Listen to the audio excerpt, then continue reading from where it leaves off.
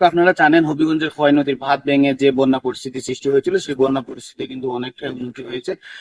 প্রথম অবস্থায় বন্যার পানি ঢুকে যে 20 থেকে 25টি গ্রাম প্লাবিত হচ্ছে, সেই সব গ্রাম থেকে কিন্তু বন্যার পানি ধীরে ধীরে যে ভাটি অঞ্চল বা নিম্ন অঞ্চল হচ্ছে সেই দিকে কিন্তু পানিগুলা সরে যাচ্ছে। আর আপনারা দেখতে পাচ্ছেন যে আমরা যে জায়গাটিতে দাঁড়িয়েছি লস্করপুর ইউনিয়নের একটি গ্রামে, সেই গ্রামের যে ভয়াবহ চিত্র সেটি কিন্তু আপনারা দেখতে পাচ্ছেন যে এখানে কিন্তু প্রচুর পরিমাণে পানি ছিল। এখানে একটি আউশ ধানের জমি, ফসলি জমি এবং মাছের ঘেরা ছিল। সেই মাছের ঘের এবং ফসলি জমি কিন্তু পানি কমার সাথে সাথে সেগুলো কিন্তু ভেসে উঠছে।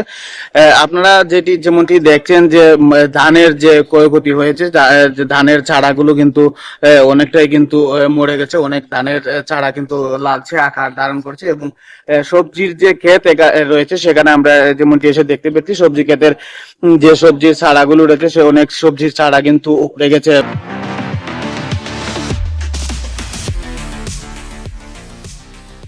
এবং অনেক ছাড়া আবার নষ্ট হয়ে গেছে এবং বাড়ি ঘর থেকে পানি কমলো।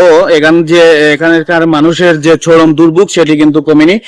বাড়ি ঘরে একদম কর্দমাক্ত অবস্থায় পড়ে রয়েছে। মানুষ যতটুকু পারছেন এবং যারা আশ্রয় কেন্দ্রে গিয়েছিলেন তারা কিন্তু বাড়ি ফিরতে শুরু করেছেন এবং নিজ নিজ ঘরে বাড়ি ফিরে কিন্তু আসলে তারা পরিষ্কার পরিচ্ছন্নতার যে কার্যক্রম সেটি চালিয়ে যাচ্ছেন। তো আমি এখন আপনাদেরকে সর্বশেষ যেটি বলতে পারি, বন্যা পরিস্থিতি হবিগঞ্জে কিন্তু ধীরে ধীরে উন্নতি হচ্ছে। তো ধীরে ধীরে উন্নতি হচ্ছে।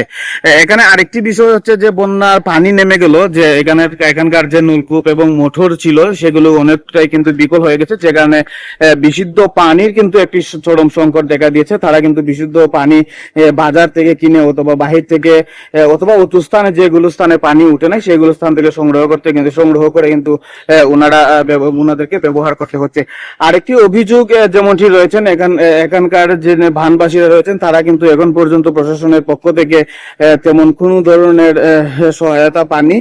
যদিও হবিগঞ্জের 3 আসনের যিনি এমপি রয়েছেন, বাংলাদেশ জাতীয় সংসদের হুইপ আলহাজি ঘোষ, উনার পক্ষ থেকে ত্রাণ সহায়তা কার্যক্রম চলমান রয়েছে এবং ওনাদের দলীয় পক্ষ থেকেও কিন্তু ত্রাণ সহায়তা কার্যক্রম চালিয়ে যাচ্ছে। তো আমরা কথা বলেছিলাম পানি উন্নয়ন বোর্ডের সঙ্গে। ওনারা যেমনটি বলছেন গত 2 দিন ধরে হবিগঞ্জে কিন্তু বৃষ্টিপাত খুব কম হচ্ছে, মাঝে মধ্যে গুড়ি গুড়ি বৃষ্টিপাত হলেও কিন্তু সেগুলো আসলে যে বন্যার যে সংখ্যা আগামীতে রয়েছে সেটা কিন্তু সম্ভাবনা হওয়া খুবই কম। তবে আমাদের ভারতে যদি প্রচুর পরিমাণে বৃষ্টি হয় এবং সেই পানি যদি আমাদের দেশের অভ্যন্তরে প্রবেশ করে তাহলে কিন্তু আবারও বন্যার সংখ্যা দেখা দিতে পারে। আর না হলে কিন্তু বন্যা পরিস্থিতি কিন্তু ধীরে ধীরে উন্নতি হচ্ছে।